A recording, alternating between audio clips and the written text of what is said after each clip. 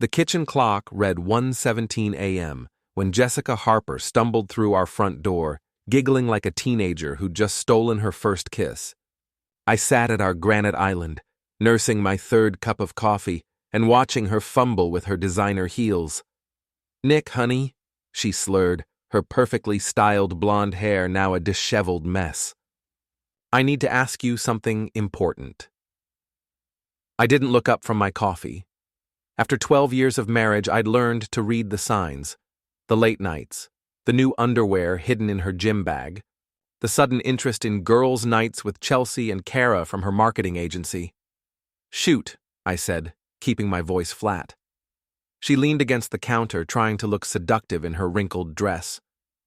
"I want one wild night before we start trying for kids, just one night to feel desired again, you know? To remember what it's like to be wanted." I finally looked at her. Really looked. The woman I'd married had been ambitious but honest. This version wore lies like expensive perfume. Too much and it made you sick. "One wild night," I repeated slowly. "Yes. Just one. You understand, right? Marriage is wonderful, but sometimes a girl needs to feel alive again." I stood up, walked to our bedroom, and pulled out her suitcase. Into it went her most expensive lingerie, the black set she claimed was just for special occasions, but never wore for me. I added her favorite dress, the one that cost more than most people's car payments. "What are you doing?" she asked, following me. "Giving you exactly what you asked for." 20 minutes later, I was driving her to her parents' house in complete silence. She kept trying to explain, to backtrack, but I just turned up the radio. At 2:15 a.m., I dumped her suitcase on her childhood doorstep and drove away. Back home, I started searching. Her laptop was password protected, but Jessica had always been predictable. Her mother's maiden name plus our anniversary year, classic Jessica. What I found made my coffee taste like ash. Months of messages with Elliot Crane, her business partner, photos I'd never seen, plans that made my stomach turn. But the worst part? The strategy sessions with Chelsea about how to make me look like the bad guy when she finally left. "He's getting suspicious," one message read. "Maybe we should plant some evidence that he's been abusive." Just emotional stuff, nothing physical. "It'll make the divorce easier." I screenshot everything. My auto shop had been in my family for 30 years. Nothing fancy, just honest work for honest people. Big Tom, my lead mechanic, was already there when I arrived at 6 a.m., despite it being Saturday. "Boss, you look like hell," he said, wiping his massive hands on a rag. Tom stood 6'4" and weighed close to 300 pounds, but he was gentle as a lamb with everyone except cheaters. "Jessica wants a wild night," I told him, showing him the messages. Tom's face darkened. He'd been divorced twice, both times because his wives couldn't handle his loyalty to friends over their social climbing. "What's the plan?" "Something poetic. We started with her BMW. Nothing dangerous. I wasn't interested in jail time. But the starter motor developed a mysterious problem, and somehow shrimp paste found its way into every air vent. The smell would take weeks to get out. While Tom worked his magic, I called my cousin Ricky. At 25, Ricky was a computer genius who rode a bright yellow scooter and lived in his mother's basement. He also owed me $5,000 from when I'd bailed him out of a gambling debt. "I need you to do something completely legal but morally questionable," I told him. "My specialty. What's the target?" "Jessica's cloud storage. She gave me the password years ago for our shared photos. I just want to download everything that's legally mine." "Technically, if she gave you access?" "Exactly. Technically." An hour later, Ricky had everything. Videos, photos, and a detailed plan between Jessica and Elliot to gaslight me into thinking I was losing my mind. They'd been moving money, preparing for a divorce where I'd look like an unstable husband who couldn't handle his successful wife's career. "There's more," Ricky said, his fingers flying over his keyboard. "They've been using her company credit card for hotel rooms. And look at this. Elliot's been paying Chelsea $500 a month to provide alibis.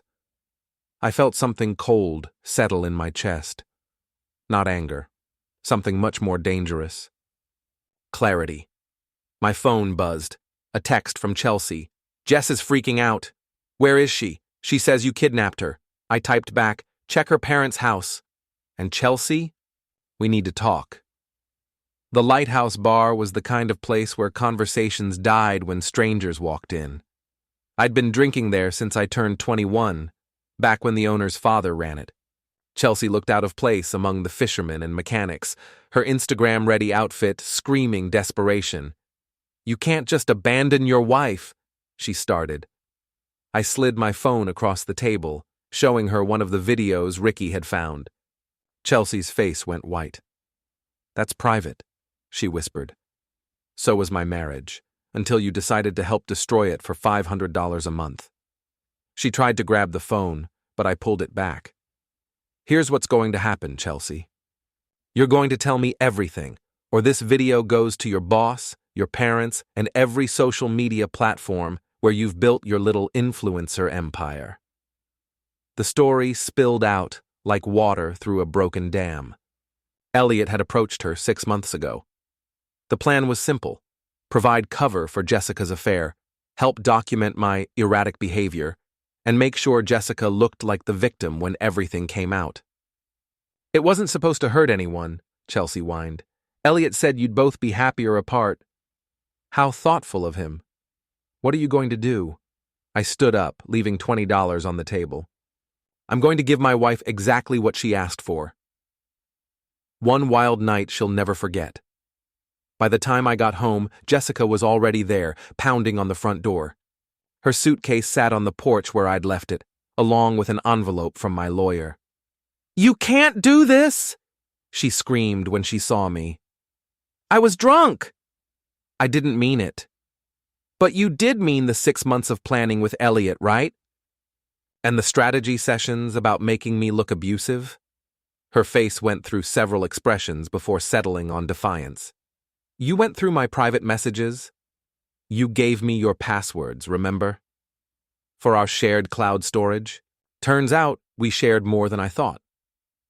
I unlocked the front door and stepped inside, but when she tried to follow, I blocked her path.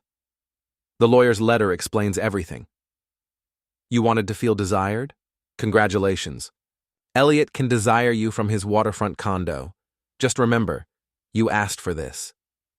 I closed the door and locked it, leaving her standing on the porch with her suitcase and the ruins of her carefully planned deception. Through the window, I watched her call Elliot. Even from inside, I could hear her voice rising as she realized he wasn't answering. That's when I smiled for the first time in months. The real fun was just beginning. Monday morning brought chaos. Jessica's BMW wouldn't start, and when the tow truck finally got it to the dealership, the smell of rotting shrimp had attracted every fly in a 5-mile radius. The service manager called it biological warfare. I was replacing brake pads on a Honda when Miriam Kowalski walked into my shop. Miriam owned the most popular hair salon in town and had a direct line to every piece of gossip within 50 miles. Nick Harper, you devil, she said, her voice carrying that particular tone that meant news was about to travel fast. Is it true about Jessica? Depends what you heard. That she's been carrying on with that fancy boy Elliot and you caught them red-handed. I wiped my hands on a rag, considering my words carefully. Let's just say Jessica got exactly what she asked for. Miriam's eyes lit up like Christmas morning. And the pictures? What pictures? But Miriam was already pulling out her phone, showing me the town Facebook group. Someone had posted photos of Jessica and Elliot from Saturday night. Apparently, they'd tried to have their romantic evening at his condo, but a mysterious fire alarm had sent them running into the street in their underwear, right into a crowd of Jessica's co-workers who'd been having drinks at the bar downstairs. Kara posted these, Miriam said, scrolling through dozens of comments. Said it was the funniest thing she'd ever seen. Jessica trying to cover herself with a throw pillow while Elliot ran around in his boxers. I hadn't planned that particular humiliation, but I wasn't complaining. Sounds like quite a show. Oh, honey, this is just the beginning. Wait until you see what Chelsea posted this morning. She scrolled to a new post, a long confession from Chelsea about being paid to provide fake alibis, complete with screenshots of text messages and Venmo payments from Elliot. The comments were brutal. Jessica's carefully cultivated image was crumbling in real time. The whole town's talking, Miriam continued. Jessica's parents are mortified. Her boss is asking questions about the company credit card. And Elliot? Word is his business partners are reconsidering their investment. My phone buzzed. A text from an unknown number. We need to talk. This has gone far enough. I showed the message to Tom, who grinned like a shark. Looks like pretty boy wants to negotiate. Tell him to meet me at the shop tonight. After closing. You sure that's smart? Probably not. But it'll be fun. Elliot showed up at 8 p.m. sharp, driving a pristine white Tesla that probably cost more than I made in 2 years. He was everything I wasn't. Tall, polished, with the kind of confidence that came from never facing real consequences. This has to stop, he said, not bothering with pleasantries. What has to stop? The harassment, the sabotage, the public humiliation. I laughed, a sound with no humor in it. Harassment? You mean like sleeping with my wife for 6 months while planning to destroy my reputation? That's different. How? Jessica was unhappy. She needed someone who understood her ambitions. And you understood her so well that you paid her best friend to lie for her? Elliot's composure cracked slightly. That was just practical. We didn't want anyone to get hurt unnecessarily. Unnecessarily. I repeated the word like it tasted bad. So hurting me was necessary? You weren't right for her. Anyone could see that. Tom stepped out of the shadows behind Elliot, and I watched the color drain from the other man's face. My mechanic had a way of making his presence felt. Here's what's going to happen, I said, my voice deadly calm. You're going to leave town. Tonight. You're going to disappear from Jessica's life, and you're never going to contact her again. You can't make me do anything. I pulled out my phone and showed him a video, one of dozens Ricky had recovered from Jessica's cloud storage. This particular clip showed Elliot in his office, snorting cocaine off his desk while bragging about the stupid husband he was cuckolding. Your business partners might find this interesting. So might the police. Elliot lunged for the phone, but Tom caught his wrist in a grip that made him gasp. I'd be careful, Tom rumbled. Nick's being real reasonable here. I might not be so generous. We let Elliot leave, but not before Tom had somehow managed to glue his car locks shut. The sound of him calling for a locksmith echoed across the parking lot as we closed up shop. Think he'll actually leave town? Tom asked. Doesn't matter. He's finished either way. But I was wrong about that. Elliot wasn't finished. He was desperate. And desperate people do stupid things. The next morning, I found my shop's windows covered in spray paint. Psycho in red letters across the front door. My truck's tires had been slashed, and someone had poured sugar in the gas tank. The security cameras told the whole story. Elliot, creeping around at 3 a.m. like a teenager playing pranks. The footage was crystal clear, right down to his license plate. I called the police, filed a report, and sent copies of the video to the local news station. By noon, Elliot's face was on every screen in town, identified as a person of interest in an ongoing vandalism investigation. That's when Jessica finally called me. You have to stop this, she said, her voice shaking. Elliot's talking about leaving the state. My job is in jeopardy. Everyone's staring at me. Sounds like you're finally getting that attention you wanted. This isn't what I meant, and you know it. What did you mean, Jessica? When you asked for one wild night? Silence. You meant you wanted to have your affair without consequences. You wanted to feel desired without giving up the security of being married to the sucker who'd pay your bills and provide your alibi. That's not... But here's the thing about wild nights, Jess, they tend to get out of control. I hung up and turned off my phone.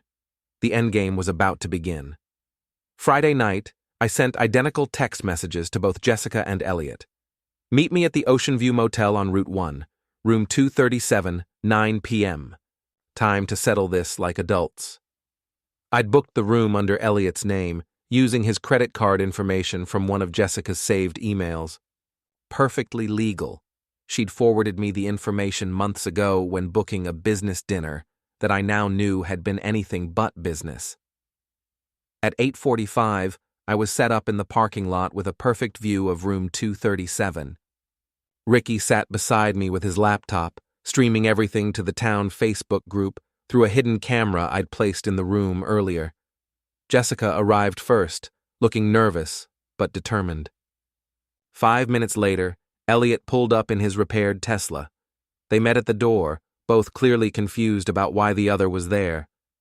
That's when my Bluetooth speaker, hidden under the bed, began broadcasting their most intimate text messages for the entire parking lot to hear. "Nick's so boring in bed. You make me feel alive again. Can't wait to take half his money in the divorce. He actually believes I'm working late.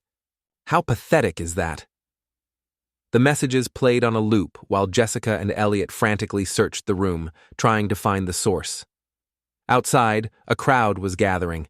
Miriam had arrived with half her salon. Big Tom was recording everything on his phone. Even Mrs. Landry, our 80-year-old neighbor, had driven over to witness the spectacle. When the local news van pulled up, Jessica finally broke. She ran out of the room, screaming at the crowd, demanding they stop recording. But smartphones were everywhere, capturing every moment of her meltdown. Elliot tried a different approach, attempting to sneak out the back. That's where I was waiting. "Leaving so soon?" I asked. "You're insane," he snarled. "This is harassment. I'll sue you for everything you have." "With what money?" "I heard your business partners dropped you this afternoon." His face went white. "How did you—" "Small town. Word travels fast." That's when he swung at me. I'd been expecting it. Desperate people always resort to violence when they run out of options. I stepped aside, and his momentum carried him straight into the motel's dumpster. The crowd erupted in laughter and applause. Elliot, covered in garbage and humiliation, stumbled to his feet and ran for his car. Jessica was still screaming at the crowd when the police arrived. Not because anyone had called them, but because they'd heard about the commotion on their scanner and wanted to see the show. "Ma'am, you need to calm down," Officer Martinez said, trying not to smile. "They're violating my privacy. This is illegal." "Actually, ma'am, you're in a public space. And according to the motel registry, you and Mr. Crane booked this room yourselves." I watched from the shadows as Jessica's world collapsed in real time. Her career, her reputation, her carefully planned future, all of it crumbling because she'd asked for one wild night. The crowd began to disperse, but the damage was done. The videos were already spreading across social media, tagged and shared and commented on by everyone who'd ever known Jessica Harper. As I drove home, I felt something I hadn't experienced in months: peace. Jessica had asked for one wild night to feel desired again. Instead, she'd gotten a front-row seat to the destruction of everything she'd built on lies and betrayal. She wanted to remember what it felt like to be wanted. Now she'd remember what it felt like to lose everything. The next morning, I found divorce papers on my doorstep. Jessica had signed everything, agreeing to my terms without contest. No alimony, no shared assets, no custody battles over the children we'd never had. Just a clean break from the woman who'd asked for one wild night and got exactly what she deserved. I never saw Jessica or Elliot again. Word was they'd both left town within a week, slinking away like the cowards they'd always been. The shop prospered. Apparently, being the guy who'd publicly humiliated two cheaters was good for business in a town that valued loyalty over everything else. And me? I learned that sometimes the best revenge isn't getting mad. It's giving people exactly what they ask for.